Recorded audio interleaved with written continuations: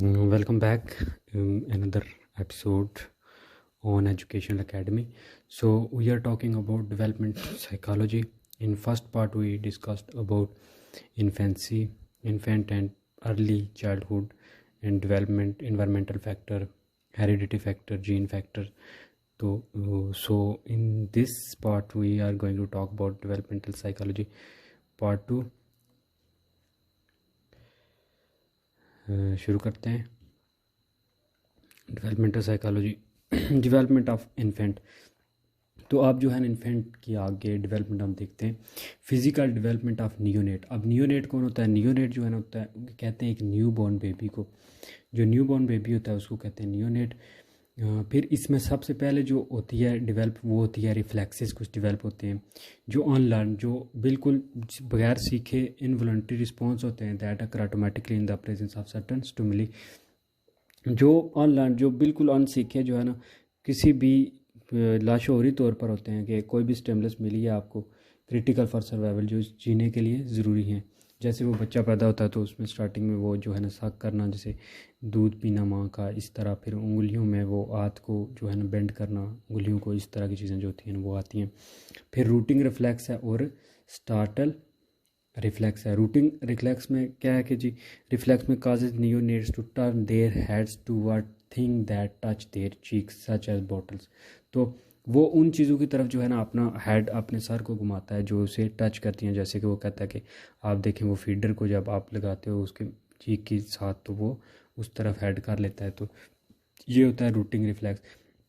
फिर स्टारलेट जो है ना, स्टार्टल रिफ्लेक्स, वो सीरीज ऑफ होती है मूवमेंट्स जिनमें एक इन्फेंट जो है वो फ्लिंग करता है out the arms, fan the finger and arches the back in response to a sudden noise. कि कोई शोर वगैरह होता है तो उसकी तरफ वो अपनी फिर चीज़ें जो है ना वो टर्न करता है अपनी तवज्जो. अब मूवमेंट किस तरह की होती हैं? रोलिंग ओवर 3 मंथ, 3 मंथ का होता है तो वो रोलिंग ऐसे जो होता है ना वो इर्द गिर्द जो चारपाई पे जो है ना या बेड पे वो करता है, रोलिंग ओवर होता है. फिर सीटिंग विदाउट स्पोर्ट, 6 मंथ का हो जाए तो वो किसी स्पोर्ट लिए बगैर जो है ना वो बैठ सकता है. Standing with sport. फिर 7 मंथ में वो खड़ा, किसी चीज़ का सहारा लेके खड़ा होना शुरू कर देता है.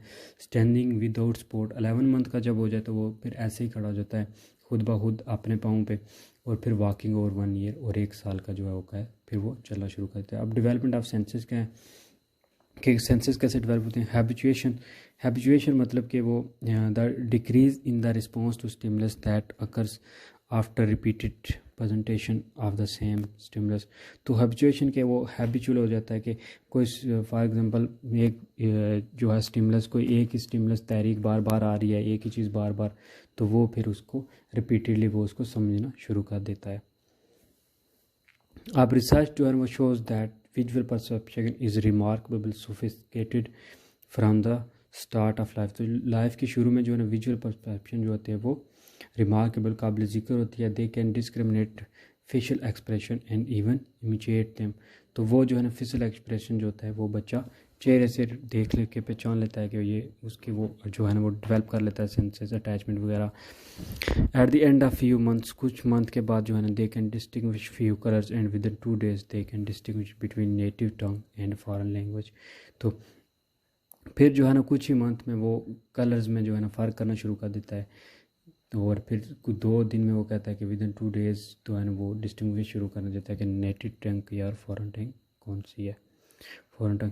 अब इन्फेंसी टू चाइल्डहुड तक फिज़िकल जो चेंजेस आती हैं ड्यूरिंग फर्स्ट ईयर. जो फर्स्ट ईयर ऑफ लाइफ वो जो होता है वो बर्थ वेट ट्रिपल हो जाता है अमाउंट में, highest increase by about half. तो ये जो है ना हाईएस्ट इंक्रीज होता है पहले साल में जो है ना बच्चे के. फिर rapid growth slows down as the child gets older. जैसे जैसे वो बड़ा होता जाता है उसकी जो ग्रोथ है वो स्लो होती जाती है. एज 3 टू जो है ना एडोलेसेंस 13 तक जो है ना ग्रोथ एवरेज गेन करती है अबाउट 5.3 इंचेस एवरी ईयर. तो हर साल जो है ना उसको तकरीबन वज़न 2.5 किलो यानी 3 पाउंड का 1 किलो, तो 1.5 किलो यानी 1.5 किलो से ज़्यादा उसका वज़न, और 3 इंचेस वो हर साल इंक्रीज़ होता है. फिर हेड ऑफ फीटस जो है ना वो डिसप्रपोर्शनली लार्ज होता है. The head becomes more proportional in size to the rest of the body. Head जो है वो तेज़ी से बढ़ता है as compare to other body part. फिर इमोशनल डेवलपमेंट होती है। सबसे पहले अटैचमेंट, कि वो चीज़ों को अटैच होना शुरू हो जाता है अपनी माँ के साथ, जो है ना अपने पेरेंट्स के साथ।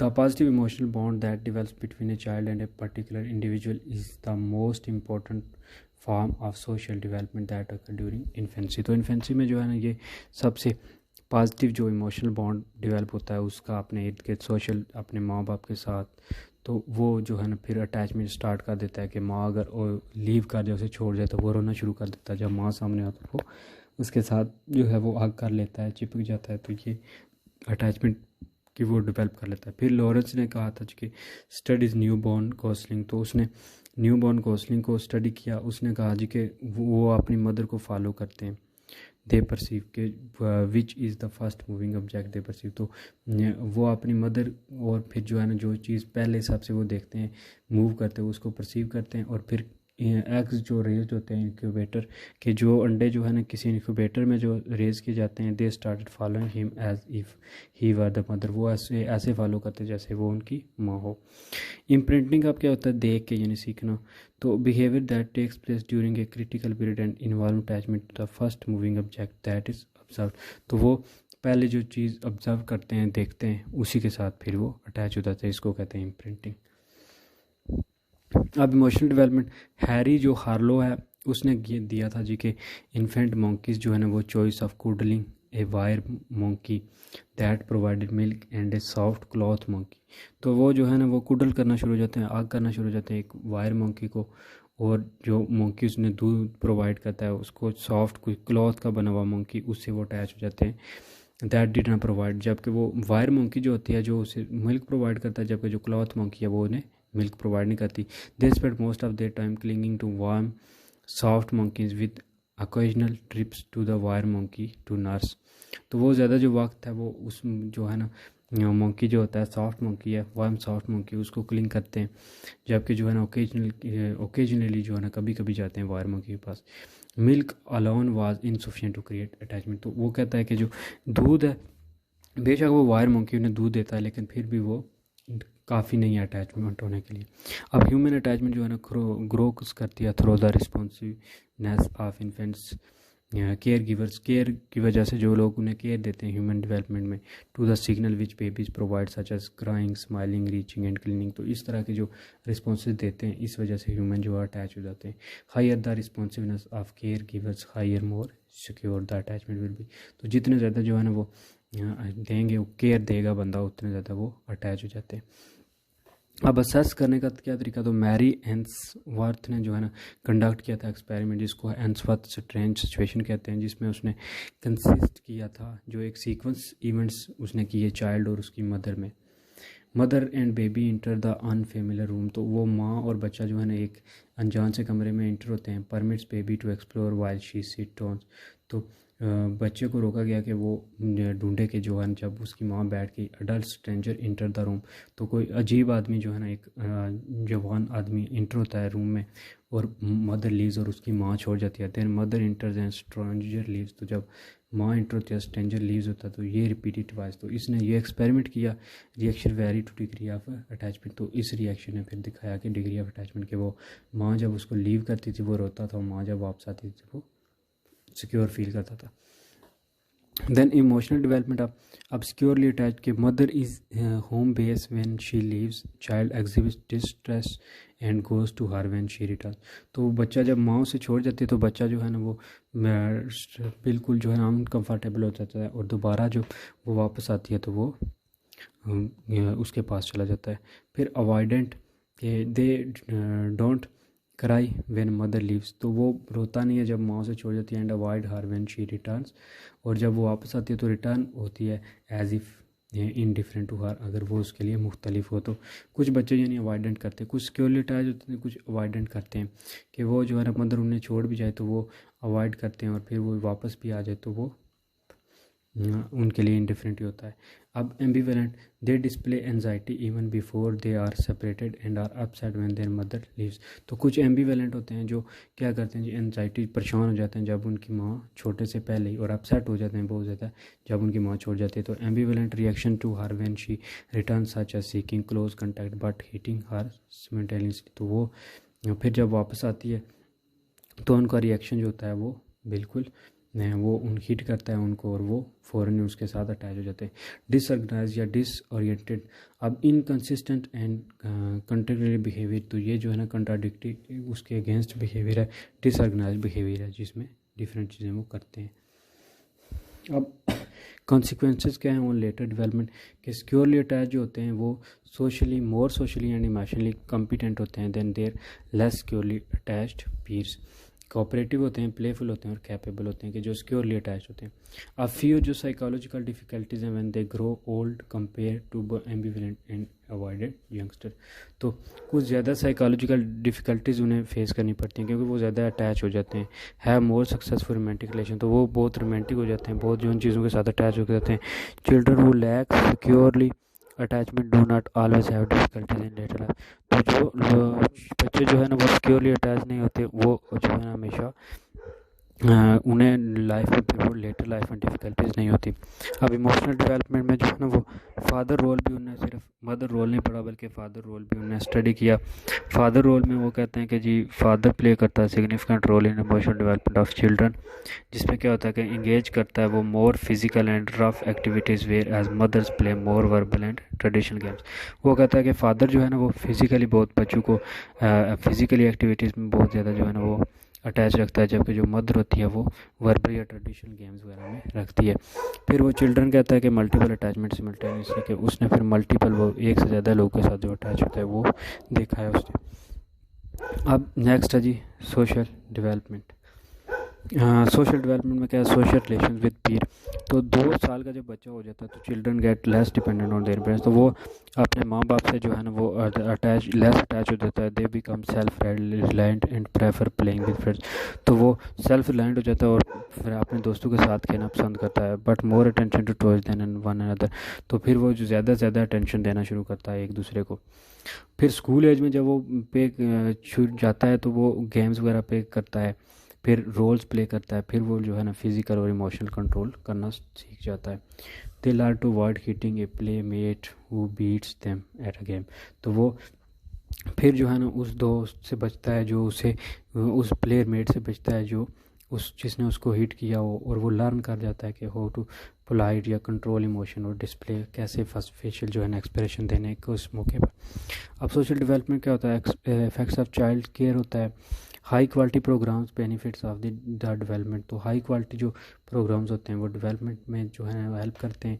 चिल्ड्रन मोर सोशेबल हो जाते हैं और कंसिडरेट हो जाते हैं, वो इंटरेक्ट करते हैं पॉजिटिवली विद टीचर्स के साथ वो पॉजिटिव रहते हैं। फिर कंप्लेंट एंड रेगुलेट करते हैं बिहेवियर मोर इफेक्टिवली, और इट आल्सो इफेक्ट, तो फिर वो इनका जो इंटेलिजेंट कोएफिशिएंट है वो उसको भी इफेक्ट करते हैं।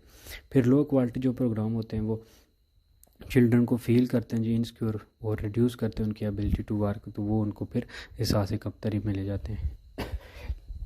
अब पेरेंटिंग स्टाइल जो है सबसे पहले है जी अथॉरिटेरियन पेरेंट्स, तो अथॉरिटेरियन जो है ना वो अथॉरिटी देते हैं, वो ये ऐसे पेरेंट्स होते हैं जो बच्चों को कहते हैं कि वो उनको फॉलो करें, ओबीडियंस करें, कि सवाल जवाब किए बगैर कि वो माँ बाप जो काम उन्हें बोलें वो करें। कि if you don't clean your room, तो वो कि अगर तुम ये रूम नहीं क्लीन करोगे तो वो धमकी ये देते हैं।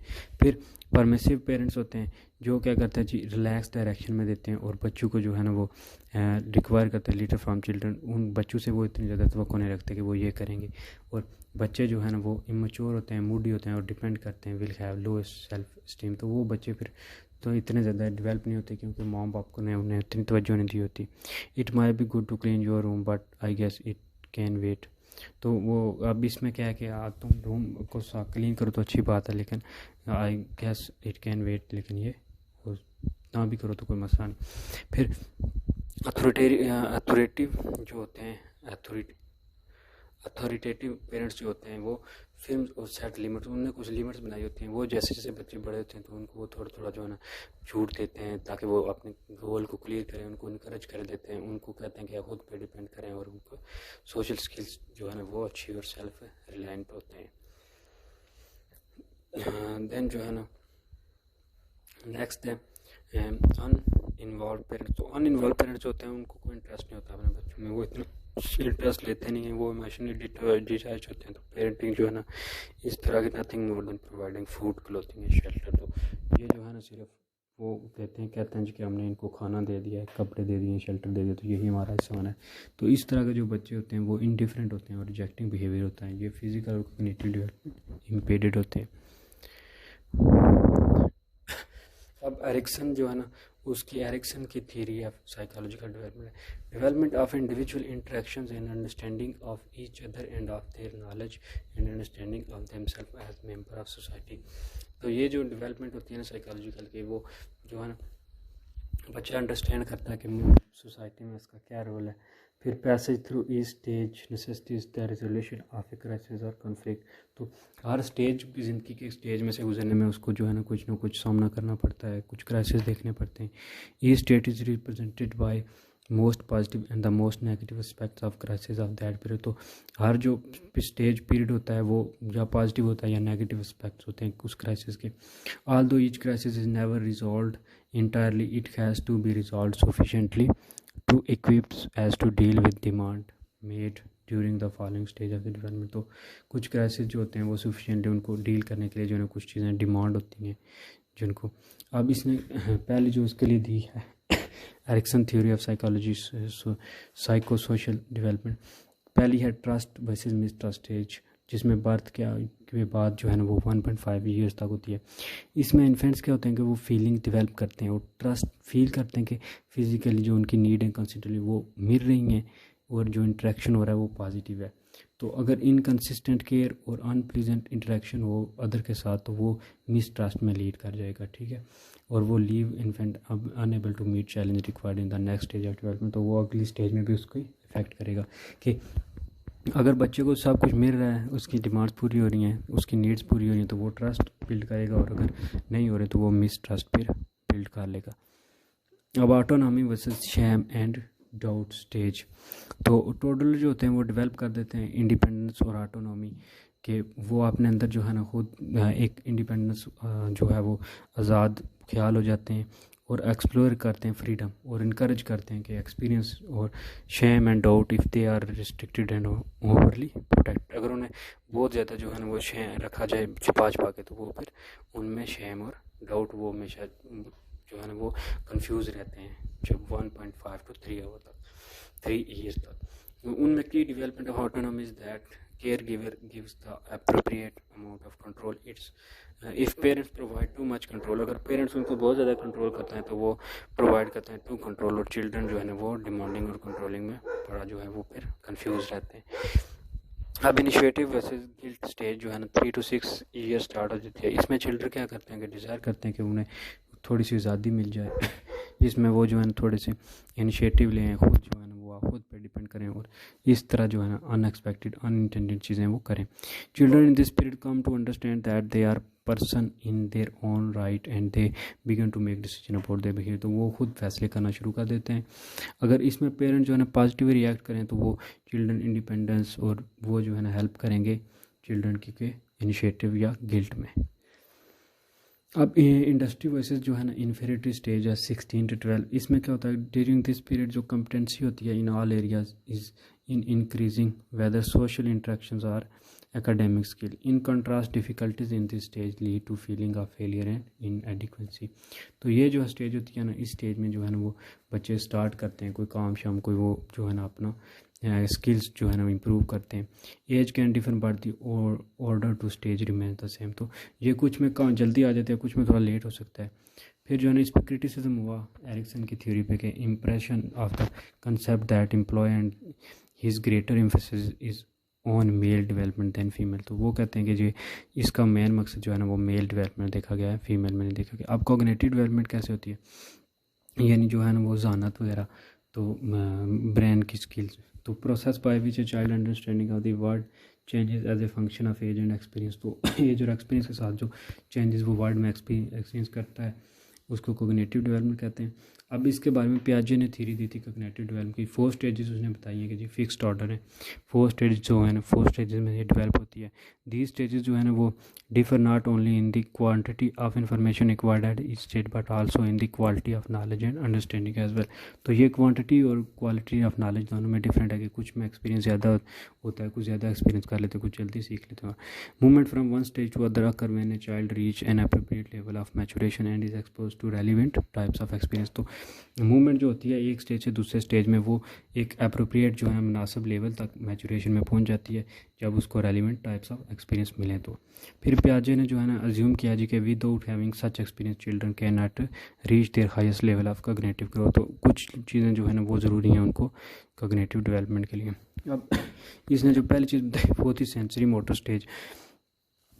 अब ये बर्थ टू 2 ईयर्स तक जो है ना सेंसरी मोटर स्टेज आती है, जिसमें क्या होता है कि children understanding of words primarily on touching, sucking, chewing, shaking and manipulating object. तो बेसिक जो बच्चे जो है ना काम शाम करते हैं, किस चीज़ को टच करना, वो माँ का दूध पीना, कोई च्यूइंग वगैरह करना, जो है ना चबाना चीज़ें और शेक वगैरह करना, ये चीज़ें जो है ना वो सीखते हैं।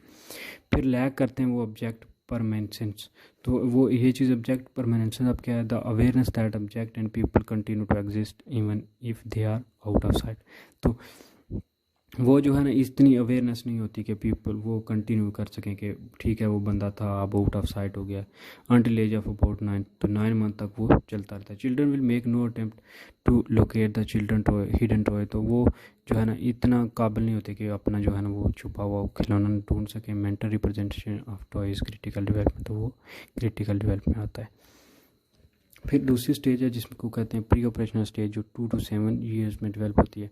Most important development in this stage is use of language. तो इसमें जो है ना सबसे ज़्यादा लैंग्वेज सीखी जाती है, लैंग्वेज डेवलप होती है।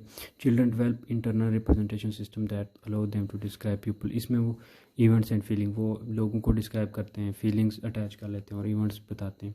They even use symbols in play, book pushed across the floor is a car. तो वो जो है ना फिर बुक को आगे से हटा देते हैं और कार देखते हैं, कार को फिर फ्लोर थे। फिर thinking is enhanced but still qualitatively inferior to dust. लेकिन थिंकिंग डेवलप होती है लेकिन वो बड़े लोगों से कम ही होते हैं। फिर ईगो सेंट्रिक थाट क्या होती है कि वो ईगो सेंट्रिक हो जाते हैं कि way of thinking in which a child views the world entirely from his or her. तो वो सिर्फ अपने परस्पेक्टिव से वर्ड को देखता है। They think everyone shares their perspective and knowledge. वो सोचते हैं कि हर कोई अपना जो है ना वो नॉलेज शेयर करता है, अपने नज़रिए से देखता है। In hide and seek covering face and eye if they can't see no one else can. तो वो उन्हें लगता है कि वो अपनी आंखें, अगर आप उनको छपा लो कि खेलोगे तो वो अपनी आंखें ढांप लेंगे, उन्हें लगेगा कि उन्हें कोई नहीं देखता। Not yet develop the ability to understand principle of conservation. उनमें कंजर्वेशन के प्रिंसिपल जो है ना वो डेवलप नहीं होते। अब कंजर्वेशन क्या होता है, knowledge that quantity is unrelated to the arrangement and physical appearance of object, जो फिजिकल अरेंजमेंट से डिफरेंट है।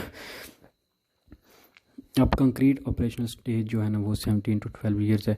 इसमें क्या होता है, mastery of principle of conservation में marks the beginning of this stage. However children do not fully understand some aspects of conservation such as weight and volume for a number of years. तो इसमें क्या होता है कि principal conservation जो होते हैं वो बिगनिंग ऑफ स्टेज है। चिल्ड्रन जो है ना अच्छी तरह अंडरस्टैंड नहीं कर सकते उन वेट वगैरह और वॉल्यूम नंबर ऑफ ईयर्स तक। Start thinking in a more logical, वो लॉजिकल वे से सोचना शुरू कर देते हैं। Begin to overcome some of the egocentrism, तो वो इगोसेंट्रिज्म हो जाते हैं। फिर लर्न करते हैं reversibility, the idea that some changes can be undo by reversing an earlier action. तो वो जो है ना कुछ चीज़ें उनमें चेंजिंग शुरू हो जाती हैं। फिर मेजर लिमिटेशन इसकी क्या है, they are still largely bound to the concrete physical reality of the world. तो वो फिजिकल रियलिटी से मोर अटैच होते हैं, डिफिकल्ट अंडरस्टैंडिंग होती है उनके लिए, हाइपोथेटिकल जो क्वेश्चन नेचर होती है। फॉर्मल ऑपरेशन स्टेज है जो 12 to अडल्टहुड तक चलती है, जिसमें एब्स्ट्रैक्ट फॉर्मल और लॉजिकल थिंकिंग आती है। इसमें जो है ना चीज़ें बहुत ज़्यादा वो लॉजिकल थिंकिंग को होना शुरू हो जाती है, एब्स्ट्रैक्ट चीज़ें उन्हें समझाना शुरू हो जाती है। Make use of logical techniques to resolve problem को सॉल्व करने के लिए वो लॉजिकल टेक्निक्स यूज़ करते हैं। Many individual never reach this stage at all, बहुत ज़्यादा जो है ना वो इस स्टेज तक नहीं पहुँचते। Only 40 to 60 of college student adult full reach it. तो ज़्यादा जो लोग कॉलेज स्टूडेंट होते हैं जो स्टडी करते हैं वो इसमें पहुँचते हैं, और लेस जो है ना वो ओरिएंटेड कल्चर होते हैं और ये स्टेज तक पहुँच जाते हैं। फिर प्रोसेस ऑफ ऑर्गेनाइजेशन और अडॉप्शन और एसिमिलेशन एंड अकोमोडेशन क्या है। पियाजे was of the view that human inherit two basic tendency, organization and adoption. तो all human are born with innate tendency to organize their thinking into structure, these mental structure are called schemes. तो वो जो चीज़ें जो है ना, हर बंदा कहता है कि टेंडेंसी के साथ बोर्न होता है, जिसमें वो अपनी चीज़ें जो है ना वो ऑर्गेनाइज करता है इनटू मेंटल स्ट्रक्चर में, जिसको स्कीम्स कहते हैं। फिर वो ऑर्गेनाइजेशन करता है कि लीड करती है, जो कंबाइन करती है आइडियाज़ को, हेल्प करती है आइडियाज़ को कंबाइन करने में। जैसे वो कहता है concept life like love pieces हो गया। अब प्रोसेस ऑफ ऑर्गेनाइजेशन, तो अब इसमें सेकंड प्रोसेस जो है ना human constantly carry out adoption के, अडॉप्ट कैसे करना है। Process of matching real life experience with the schemes which have been formed in the mind. तो वो उसके दिमाग में जो चीज़ें बनती हैं उसको वो अडॉप्ट करना सीख जाता है। फिर एसिमिलेट उनको करना शुरू करता है, experience which can link to an existing schema, assimilation is said to occur. तो फिर एसिमिलेट करता है, फिर न्यू जो है इंटीग्रेट थिंकिंग उसकी एग्जिस्ट करती है, थाट उसके माइंड। फिर जो new experience can not be link to any existing schemes, accommodation occurs. तो फिर एकोमोडेशन अकर्स होती है जिसमें एक्सिस्टिंग जो स्कीम्स हैं वो अडाप्टेड हो जाती हैं, इनकॉर्पोरेट करती हैं न्यू एक्सपीरियंस के साथ। फिर balancing act between assimilating incoming information into जो है ना एग्जिस्टिंग स्कीम्स और रिस्ट्रक्चरिंग करना शुरू हो जाता है, जिसमें एकोमोडेट करना शुरू हो जाता है।